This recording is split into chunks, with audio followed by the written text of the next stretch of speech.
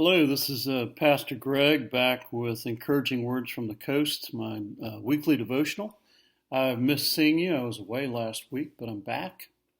And I want to share with you just something I was thinking about this morning that I think affects a lot of us. And I want to begin with a verse, Ephesians 4:26 through 31. In your anger, do not sin. Do not let the sun go down while you are still angry, and do not give the devil a foothold.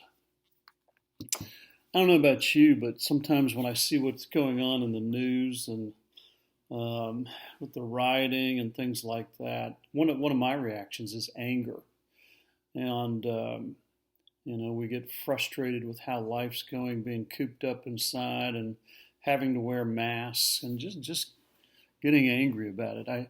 I once went to see a marriage psychiatrist do seminars on marriage, and they talked about the differences between men and women. So this applies to men, I think, to more than others. But for men, our go-to emotion is the number one emotion that we go to, whether we're frustrated, whether we're sad, whether we're having trouble with life. Our number one go-to emotion is anger. That's how we express just about everything. And I don't know if women tend to go that direction too, but I think they can too. I've seen some women who also share in that emotion. But I think, particularly at times like this, as we're getting kind of wrung out and kind of threadbare with this pandemic, our emotions run pretty thin, and we tend to resort to anger about a lot of many different things, whether we're ticked off, whether we're annoyed, whether we're frustrated. We tend to go to anger. And I think the Bible's pretty clear that, man, that's one emotion that we've got to take special care with.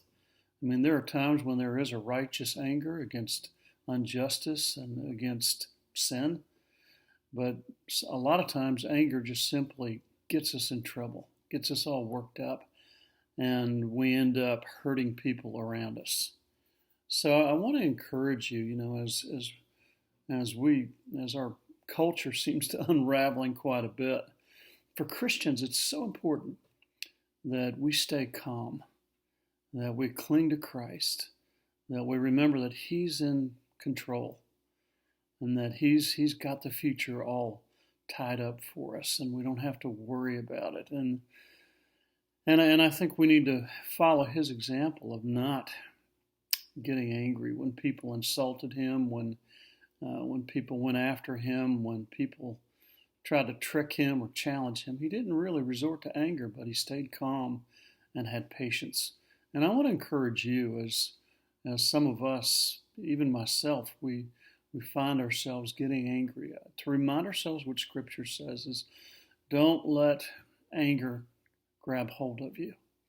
Don't let the devil have a foothold. That's really what Paul is saying in Ephesians, says when you get angry, when you allow it to take over your heart, you give the devil an inroad into your soul.